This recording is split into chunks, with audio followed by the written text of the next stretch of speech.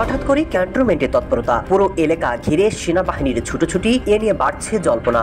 এমন অবস্থায় সেনাপ্রধানের নতুন বার্তায় যেন ঘুম হারাম অনেকের। এবার সরাসরি অ্যাকশনে নামার ঘোষণা দিলেন সেনাপ্রধান। দর্শক, আমরা এখানে সরাসরি দেখতে পাচ্ছি গোপনে কঠোর নিরাপত্তার মধ্যে দেশ ছাড়তে দেখা যাচ্ছে ডক্টর ইউনূসকে। সেনাবাহিনীর করা নিরাপত্তার মধ্যে দিয়ে অবশ্যই দেশ ছাড়তে দেখা যাচ্ছে ডক্টর ইউনূসকে। রাতেই ডক্টর ইউনূসের পদত্যাগের দাবিতে বাংলাদেশের সর্ববৃহৎ রাজনৈতিক দলের প্রধান হিসাবে দায়িত্ব পালন করছেন সেই নাহিদ ইসলাম বলছেন, সেই এনজিও সরকারের উপদেষ্টা যারা আছেন তারা এই মুহূর্তে পালিয়ে যাওয়ার জন্য পরিপূর্ণ প্রস্তুতি নিয়েছেন। তারা যে কোনো সময় পালিয়ে যেতে পারেন। গদি হারানোর ভয় মোহাম্মদ ইউনূসের। এক সাক্ষাৎকারে শেখ হাসিনার দেশে ফেরার আশঙ্কা প্রকাশ। এদিকে ইউনূসের নেতৃত্বাধীন অন্তর্বর্তী সরকারের পদত্যাগের দাবিতে জেনেভায় বিক্ষোভ হাসিনাপন্থীদের। খুবই চাঞ্চল্যকর একজন ব্যক্তি মিথুন ডক্টর মোহাম্মদ ইউনূসকে শেষ করে দিবে। মিথুন কিন্তু আওয়ামী লীগের একজন ক্যাডার। ডক্টর মোহাম্মদ ইউনূসকে হত্যার একটা পরিকল্পনা চলছে। দর্শক, নতুন একটা নিউজে আপনাকে স্বাগতম। প্রিয় দর্শক, বাংলাদেশের বেশ কিছু চলমান ঘটনাবলী থেকে আপনাদের সামনে বেশ কয়েকটা গুরুত্বপূর্ণ তথ্য নিয়ে হাজির হয়েছি, যার কিছুটা অংশবিশেষ ইতিমধ্যেই ভিডিওর শুরুতেই দেখেছেন। তো দর্শক, ভিডিওর শুরুটা দেখেই কিন্তু বুঝতে পেরেছেন যে আজকের নিউজটা ঠিক কতটা গুরুত্বপূর্ণ হতে চলেছে। তাই বলবো, যারা ভিডিওটি অন করেছেন না টেনে সম্পূর্ণ নিউজটি মনোযোগ সহকারে দেখতে থাকুন, তাহলে আজকের মূল বিষয়টা বুঝতে পারবেন। দর্শক, এই বিষয় নিয়ে বেশি কথা বলবো না, চলুন দেখে আসবো আজকে সেই কাঙ্ক্ষিত ভিডিওগুলো।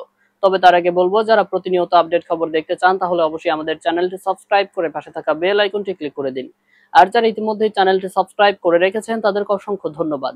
তো চলুন দর্শক, ভিডিওটিতে একটি লাইক দিয়ে আমরা ধারাবাহিকভাবে সবগুলো ভিডিওর আলোচনা দেখে আসি। ইউনূস সরকার, যে সরকারকে আপনারা অনেকে ভালোবেসে বলে থাকেন এনজিও গ্রাম সরকার, এনজিও সরকার, সেই এনজিও সরকারের উপদেষ্টা যারা আছেন তারা এই মুহূর্তে পালিয়ে যাওয়ার জন্য পরিপূর্ণ প্রস্তুতি নিয়েছেন। তারা যে কোনো সময় পালিয়ে যেতে পারেন। এই পালিয়ে যাওয়ার কথা নিয়ে আবার অনেকের দ্বিমত আছে।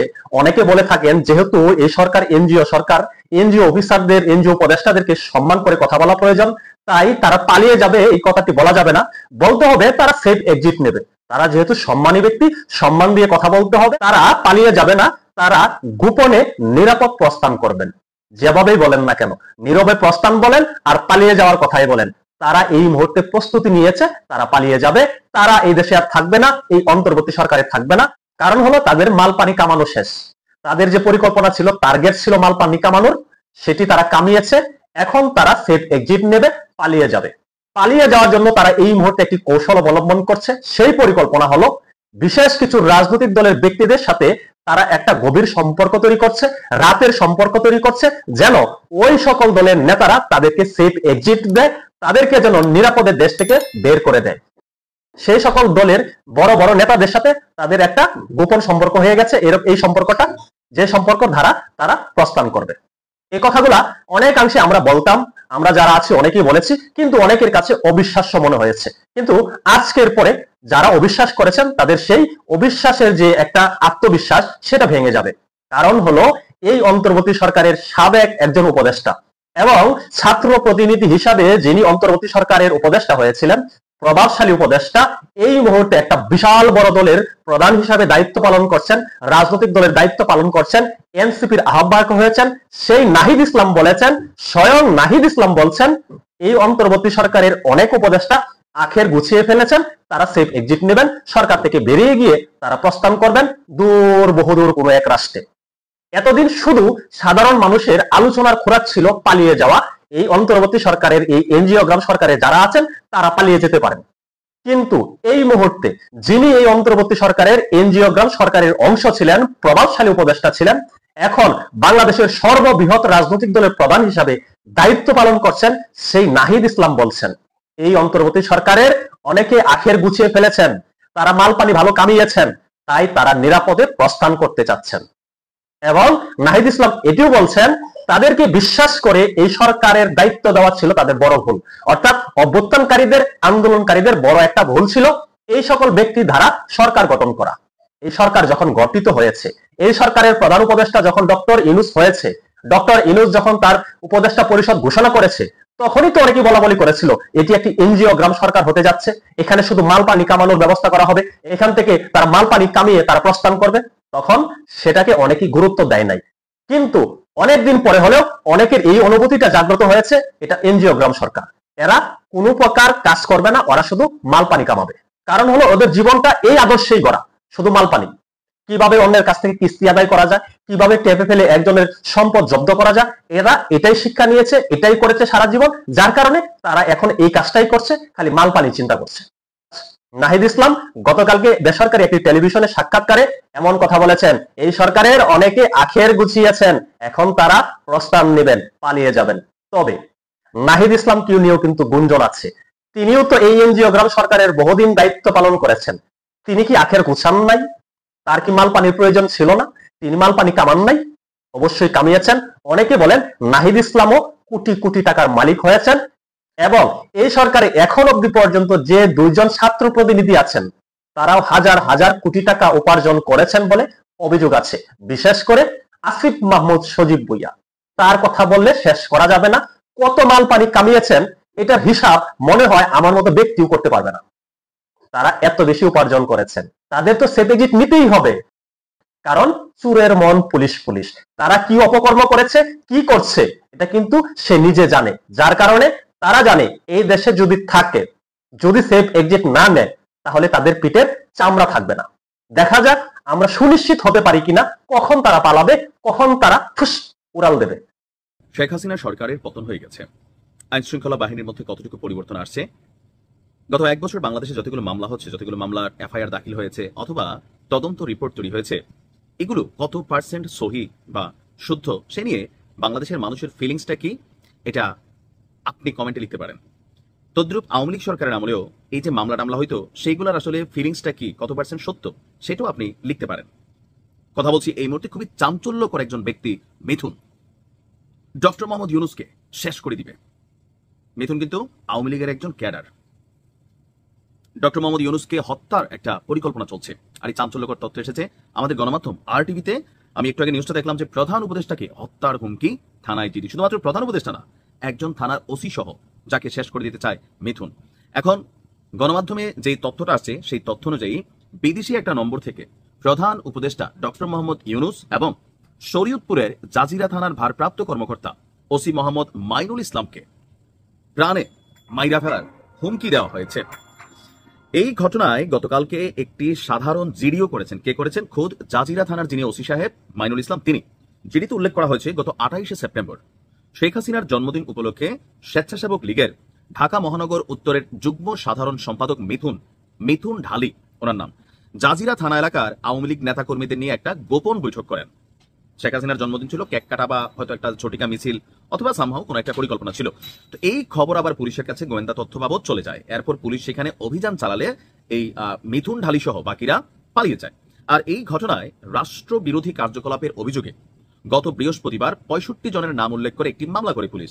এখন রাষ্ট্রবিরোধী কর্মকাণ্ডের সংজ্ঞা প্রত্যেক সরকার আসলে বদলায় যায়। এর আগে যখন জামাত মিটিং করতে, এটা ছিল রাষ্ট্রবিরোধী। বিএনপি অনেক সময় রাষ্ট্রবিরোধী হয়েছে, 4 জন বোরকলা মহিলা মিটিং করলে রাষ্ট্রবিরোধী, জঙ্গিবাদী। এখন আবার আওয়ামী লীগের তারা বৈঠক করে রাষ্ট্রবিরোধী। আসলে এই দেশে যে রাষ্ট্রবিরোধী অরিজিনাল কাজটা কোনটা, এটার সংজ্ঞা না কোথাও আমরা কনফিউশনে আছি ভাই, যে সরকার পরিবর্তন হলে কি রাষ্ট্রবিরোধী সংজ্ঞা পরিবর্তন হয় কিনা। যাই হোক, এই রাষ্ট্রবিরোধী কার্যকলাপের অভিযোগে গত বৃহস্পতিবার 65 জনের নাম উল্লেখ করে একটি মামলা করে পুলিশ। আর এতে ক্ষিপ্ত হয়ে মামলার 2 নম্বর আসামি মিথুন ঢালি দুপুরে একটি বিদেশি নম্বর থেকে জাজিরা থানার ওসিকে ফোন করে, তাকে এবং প্রধান উপদেষ্টাকে উড়াই দেওয়ার ঘোষণা দেয় যে এই যে বাড়াবাড়ি করতেছো। এ বিষয়ে আমাদের ওসি সাহেব যিনি আছেন মিথুন ঢালি, তিনি বলছেন, ওসি মাইনুল, তিনি বলছেন মিথুন ঢালি নিষিদ্ধ হওয়া সংগঠনের নেতাকর্মীদের নিয়ে এলাকায় বিশৃঙ্খলার চেষ্টা করছেন, বিদেশি নম্বর থেকে হত্যার হুমকিও দিচ্ছেন। বিষয়টি তিনি ঊর্ধ্বতন কর্মকর্তাদের জানিয়েছেন এবং তাদের পরামর্শে একটি জিডি করা হয়েছে। অভিযুক্তকে গ্রেপ্তারে পুলিশ কাজ করছে। একটু ফোন আলাপটা প্রকাশ করলে আরো ভালো হতো, কারণ অনেকের কাছে মনে হয় কি ভিডিওর প্রথমে যে কথাগুলো বলছিলাম ওইটা আবার বলি। কেন বললাম? অনেকে মনে করে যে সরকার বদল হলে থানাতে যখন মামলা হয় বিরোধী দলগুলোর বিরুদ্ধে, তখন পুলিশ তাদের মন গড়া এফআইআর, আবার অনেকে আছে সরকারের সুদৃষ্টি কামনার জন্য আপনার এই ধরনের বক্তব্য দিয়ে থাকে, বা মামলাগুলো আসলে প্রকৃত যে সত্য ঘটনা সেটা আড়াল হয়ে যায়, ধামাচাপা হয়ে যায়। পরবর্তী সরকার আসলে দেখি যে আমরা ফাঁসির আসামি মুক্ত হয়ে যায়, তখন বলা হয় আগের ইনভেস্টিগেশন রিপোর্ট সব ভুল ছিল। যেহেতু প্রধান উপদেষ্টাকে হত্যার হুমকি, এটার অডিও ফুটেজ আমার মনে হয় যে প্রকাশ করা দরকার। আসলে কি ওসিরেই শুধু হত্যার হুমকি দিছে, নাকি ডক্টর ইউনূসের নামটা লাগাইলে মামলাটার গতি চেঞ্জ হয়ে যাবে, এই কারণে এরকম হইতে পারে। আবার হতে পারে সত্যি দিছে, এই যে সন্দেহের মন সাধারণ মানুষের, সেই জায়গা থেকে বিষয়টা ক্লিয়ার হওয়া দরকার। আর সরকারের উচিত বিষয়টা সুষ্ঠু তদন্ত করে ব্যবস্থা নেওয়া। অন্তর্বর্তী সরকারের মানবাধিকার লঙ্ঘনের তালিকা ক্রমশ দীর্ঘ হচ্ছে, যদিও সরকার এর কিছুই স্বীকার করছে না। মানবাধিকার কর্মীদের গলার স্বরও যেন এখন তেমন শোনা যায় না। সম্ভবত এসব কারণেই বিদেশের মাটিতে বিভিন্ন জায়গায় বিভিন্ন সংস্থায় ইউনূস সরকারের মানবাধিকার লঙ্ঘনের নানান ঘটনা এবং কাহিনীর সচিত্র বিবরণ অভিযোগ আকারে জমা পড়ছে এবং ক্রমশ এটি বাড়ছে। কে জমা দিচ্ছে? দেশের বাইরে থাকেন আওয়ামী লীগের এমন কিছু নেতা, আইনজীবী, অ্যাক্টিভিস্ট এবং তাদের সাথে আছে আন্তর্জাতিক এবং আঞ্চলিক কিছু মানবাধিকার সংগঠন। এবার বাংলাদেশে মানবাধিকারের অবক্ষয় নিয়ে ব্যবস্থা নেওয়ার আহ্বান জানিয়েছেন কয়েকজন ব্রিটিশ আইন প্রণেতা। হাউস অব কমন্সের 5 সদস্য 5 জন এবং হাউস অব লর্ডসের 1 জন, এই মোট 6 ব্রিটিশ আইন প্রণেতার একটি দল বাংলাদেশে মানবাধিকার পরিস্থিতি অবনতিশীল হিসেবে বর্ণনা করে উদ্বেগ প্রকাশ করেছেন এবং জাতিসংঘ ও বৃহত্তর আন্তর্জাতিক সম্প্রদায়ের পাশাপাশি যুক্তরাজ্য সরকারকে এই বিষয়ে দৃঢ় অবস্থান নেওয়ার আহ্বান জানিয়ে চিঠি পর্যন্ত লিখেছেন। আপনারা তো জানেন যে হাউস অব কমন্স হলো যুক্তরাজ্য সংসদের নির্বাচিত নিম্নকক্ষ, আর হাউস অব লর্ডস হচ্ছে উচ্চকক্ষ। এই হাউস অব কমন্স উচ্চকক্ষ হাউস অব লর্ডসের চেয়ে অনেক বেশি ক্ষমতা রাখে এবং সাধারণত এই কক্ষের সংখ্যাগরিষ্ঠ দলের নেতা হন প্রধানমন্ত্রী। তো তারা যে চিঠি লিখেছেন সেই চিঠিতে 6 ব্রিটিশ এমপি বাংলাদেশের বেশ কয়েকটি জরুরি বিষয় তুলে ধরেছেন। এর মধ্যে অন্যতম হলো বাংলাদেশের বিচার ব্যবস্থায় পদ্ধতিগত ব্যর্থতা, জামিন অস্বীকার বা জামিন না দেওয়া বা প্রত্যাখ্যান করা, রাজনৈতিকভাবে উদ্দেশ্য প্রণোদিত আটক করা, আসন্ন নির্বাচন থেকে নির্দিষ্ট কিছু দলের বাদ রাখা। আওয়ামী লীগের কথা বলছে ধারণা করছি আমি এক্ষেত্রে, আবার জাতীয় পার্টিরও যে আশঙ্কা আছে নির্বাচন মিস করবার, সেটাও আসলে এই নোটিস করতে পারেন বলে আমার মনে হচ্ছে। এবং সর্বোপরি সংখ্যালঘুদের বিরুদ্ধে লক্ষ্যবস্তু আক্রমণ সহ ক্রমবর্ধমান সহিংসতা। এই চিঠির একটি অনুলিপি গতকাল 4 অক্টোবর যুক্তরাজ্যের অন্যতম প্রভাবশালী দৈনিক দ্য টাইমসের লেটার্স টু দ্য এডিটর বিভাগে ছাপা হয়েছে। এই চিঠিটি পাঠিয়েছেন স্টিভেন পাউলস কেসি, আন্তর্জাতিক অপরাধ প্রত্যর্পণ এবং মানবাধিকার বিষয়ে বিশেষ দক্ষতা সম্পন্ন একজন বিশেষজ্ঞ এবং ফৌজদারি আইনজীবী। এছাড়া আছেন Bob Blackman MP, British conservative পার্টির সদস্য, তিনি 2010 সাল থেকে হ্যারো ইস্টের এমপি হিসেবে দায়িত্ব পালন করছেন। Jas Athwal MP, British Labour পার্টির সদস্য, 4 জুলাই 2024 থেকে ইলফোর্ড সাউথের এমপি হিসেবে দায়িত্ব পালন করছেন। আছেন নীল কোয়েল এমপি, ব্রিটিশ লেবার পার্টির সদস্য, 2015 থেকে বারমন্টসে এবং ওল্ড সাউথ ওয়ার্কের MP. Gurinder Singh, British Labour পার্টির সদস্য, 2024 সাল থেকে স্মেথ উইকের এমপি তিনি। লুক আকেহার্স্ট, ব্রিটিশ লেবার পার্টির সদস্য, উত্তর ডারহামের বর্তমান এমপি। ব্যারোনেস স্মিথ, একজন ওয়েলস রাজনীতিবিদ এবং হাউস অব লর্ডসের সদস্য। ইচ্ছে করে নামগুলো বললাম বুঝবার জন্য যে আসলে কারা এই আমাদের সরকারের বিরুদ্ধে কথাগুলো বলছে, কেন বলছে, তার গুরুত্ব কতটুকু। এই আইন প্রণেতারা ব্রিটিশ সরকার, বিশেষ করে পররাষ্ট্র, কমনওয়েলথ এবং উন্নয়ন অফিস, জাতিসংঘ এবং বৃহত্তর আন্তর্জাতিক সম্প্রদায়ের প্রতি আহ্বান জানিয়েছেন যাতে তারা আন্তর্জাতিক মানবাধিকার আইনের অধীনে তাদের বাধ্যবাধকতা পূরণের জন্য অন্তর্বর্তীকালীন সরকারকে অর্থাৎ ইউনূস সরকারকে চাপ দেন, যার টার্গেট হচ্ছে ন্যায় বিচার নিশ্চিত করা, নাগরিক স্বাধীনতা রক্ষা করা এবং দায় মুক্তির অবসান ঘটানোর পথ উন্মুক্ত করা। সম্ভবত তারা গত বছরের ছাত্র জনতার আন্দোলনের সময় অসংখ্য পুলিশ সদস্য নিহতের ঘটনায় বা এরপরে যে মামলা না করা এবং বিচার না চাওয়ার যে সংস্কৃতি বা যে রাষ্ট্রীয় সিদ্ধান্ত নেওয়া হয়েছে, মনে হয় তাকে উদ্দেশ্য করে এই কথাগুলো বলেছেন। ব্রিটিশ এই 6 এমপি শান্তিপূর্ণ নির্বাচন এবং একটি স্থিতিশীল বেসামরিক সরকার পুনরুদ্ধারের জন্য একটি স্পষ্ট এবং সময়সীমাবদ্ধ পথ তৈরির আহ্বান জানিয়েছেন। তারা বলেছেন বিশ্বাস এবং জবাবদিহিতা পুনর্গঠনের জন্য এই উদ্যোগ অপরিহার্য।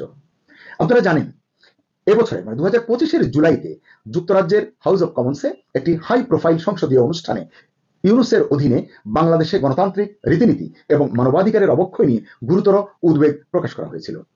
এটি গত 15 জুলাই হয়েছিল। ওই অনুষ্ঠানে বক্তারা যারা উপস্থিত ছিলেন তারা রাজনৈতিক এবং ধর্মীয়ভাবে অনুপ্রাণিত সহিংসতা, বিচার বিভাগীয় প্রতিষ্ঠানের হস্তক্ষেপ এবং রাজনৈতিক বিরোধী দলকে ধ্বংস করার জন্য সন্ত্রাস বিরোধী আইনের অস্ত্র ব্যবহারের উদ্বেগজনক বৃদ্ধি, সন্ত্রাস বিরোধী আইনকে অস্ত্র হিসেবে ব্যবহার করছে, এটি বলেছেন। দর্শক, আমি আশা করছি সবগুলো ভিডিওই আপনি মনোযোগ সহকারে দেখেছেন। সেই সাথে দর্শক, এই ভিডিওগুলো সম্পর্কিত যদি কোনো তথ্য বা মতামত থাকে তাহলে তো অবশ্যই কমেন্ট করে জানিয়ে দিন। এতক্ষণ সাথে থাকার জন্য ধন্যবাদ। নিউজটি শেষ করছে এখানেই, ফিরছে আগামী ভিডিওতে নতুন কোনো টপিক নিয়ে। আল্লাহ হাফিজ।